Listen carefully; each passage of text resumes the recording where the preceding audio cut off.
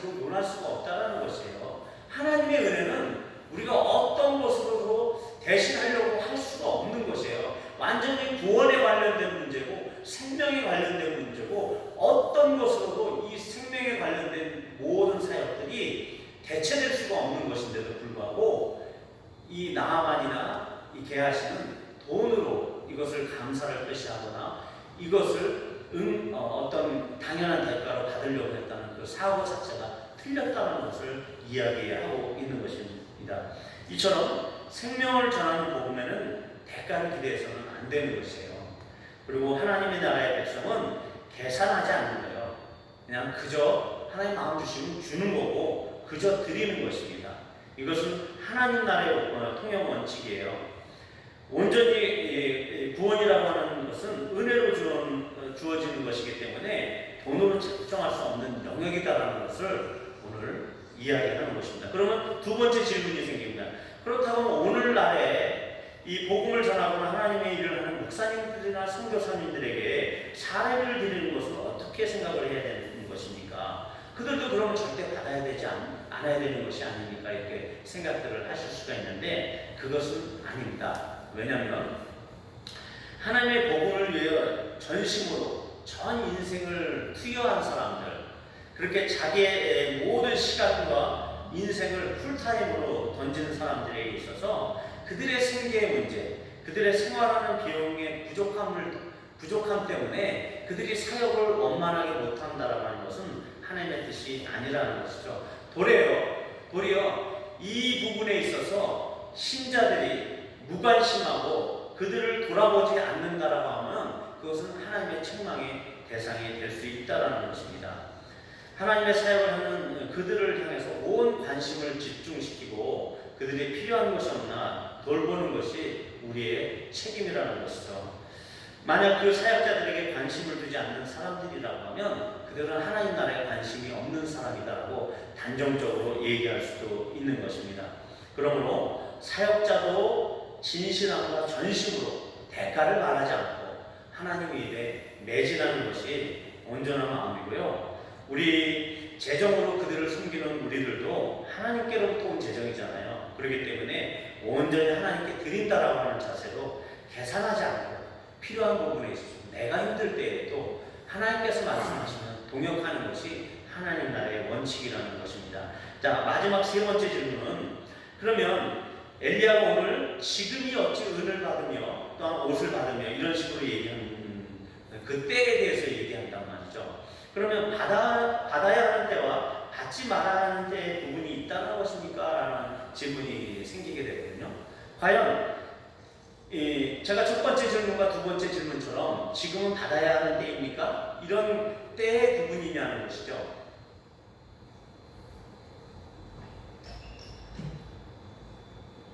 지금 이 시대를 엘리사의 시대를 좀 바라보아야 될 필요가 있는 것입니다. 지금은 그 이스라엘 북이스라엘 나라가 신앙적으로 완전히 엉망이 되어 있는 상태의 나라이거든요. 이미 그 전에 왕으로부터 그 다음에 이제 그 2년 동안 통치했던 그 아하시아로부터 그 다음 이 여호람 때까지 아주 패폐한 그 종교적인 상태를 나타내고 있는데 이렇게 영적으로는 그 나병의 상태가 되고 있는 그런 영적인 상태에서 그 영적인 역할의 최상위에서 있었던 그 엘리사의 곁에서 같이 사역했던 그 존재조차도 그 게하시라는 존재조차도 이미 탐욕 가운데 이렇게 낮아빠지는 그런 악한 세대라는 것을 이미 우리가 성경을 통해서 볼 수 있었단 말이죠. 이런 악한 세대, 그러니까 모든 그 종교계가 썩었다는 것이거든요. 그리고 그 세대에 있었던 그 거짓 선지자들은 어떤 사람들이냐면 그들의 이기심과 탐심으로 백성들을 수탈하는 존재들이거든요.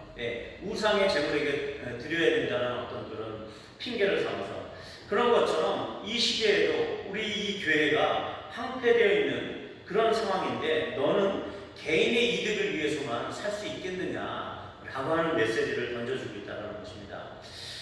그러니까 우리 한국 교회가 어느 정도 썩어져 있다라고 하는 이야기를 이 말씀을 통해서 우리에게 전달하시는 것이 아닌가라고 받아들여야 된다는 것이죠.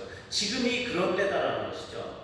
이스라엘이 그런 때였던 것처럼 우리에게도 지금 이런 때를 살고 있는 것이 아닌가. 그래서 우리 교회가 썩어져 가게 된 것은 다 탐욕 때문이다. 너희가 갖고 있는 탐욕 때문이다. 너희 목자들이, 너희 목사들이 갖고 있는 탐욕 때문이고 너희 그 장로들이 갖고 있는 그 탐욕 때문이다 라고 지금 이야기하고 있는 것일 수도 있는 것입니다. 그래서 지금 우리는 하나님의 성전에 이런 거짓된 것과 게하시가 갖고 있었던 이 거짓된 것과 탐욕스러운 것들을 가지고 그 꼿꼿이 그 우상을 세워놓고 그 서 있는 그 우상에 대해서 우리 내면으로는 그것을 경배하면서도 우리가 교회당에 나와서 예배를 드리고 있다라고 하는 이런 착각 가운데 있을 수 있다라는 것입니다.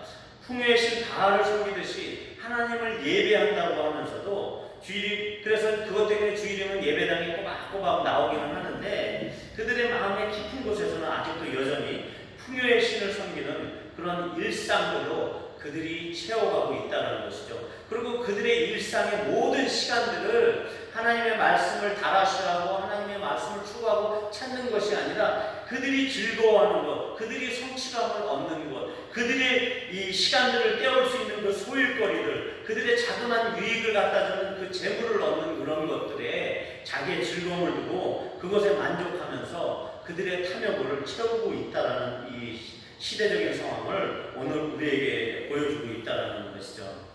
그러나 아무리 우리의 삶의 생존과 관련되어 있는 어떤 생업이나 생계가 달려있는 일이라고 할지라도 우리가 아무리 욕심 없이 살아가는 하루하루라고 할지라도 하나님의 생명을 낳는 일, 하나님의 관심이 있는 그 일, 그곳, 그런 일과 그런 사람들에게 있어서 우리가 무관한 삶을 살고 있다고 하면 그것은 우리 스스로 우리 자신을 속이고 있는, 그래서 우리 자신도 모르게 이 문드러져가는 산을 바라보면서 그것을 감지하지 못하는 나병에 걸린 환자의 삶을 동일하게 살고 있다는 메시지를 오늘 우리에게 보여주고 있는 것입니다. 오늘 본문을 잘 보시면 그들의 나병은 전신에 든 게 아니었어요.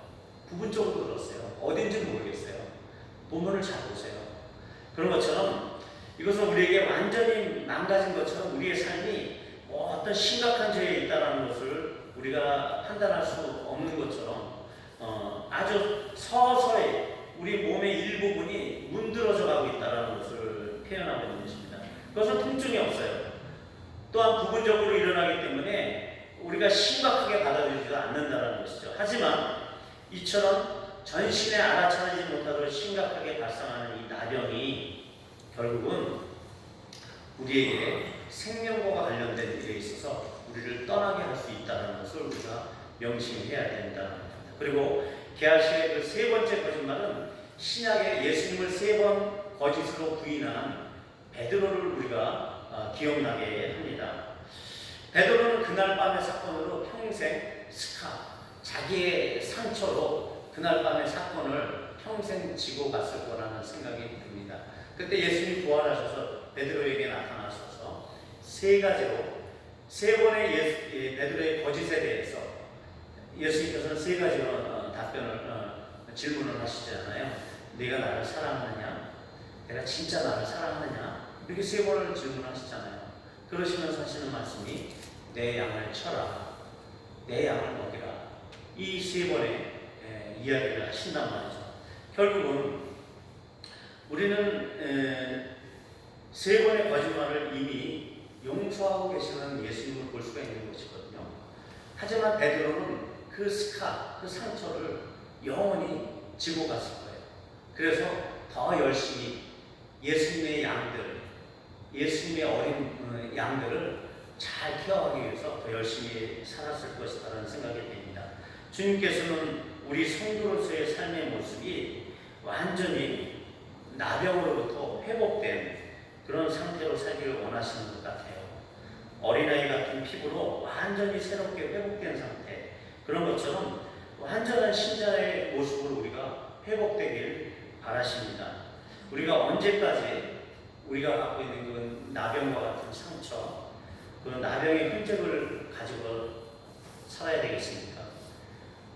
그 대가를 바라지 않고 그저 복음과 하나님의 나라를 위해서 우리가 매진할 때 우리는 우리 자신의 자기 합리화에서 벗어나서 완전히 회복된 성도의 피부를 가지고 상처 없이 이 세상에서 참되고 보람된 삶을 자신있게 살아갈 수 있을 것이라는 생각이 듭니다.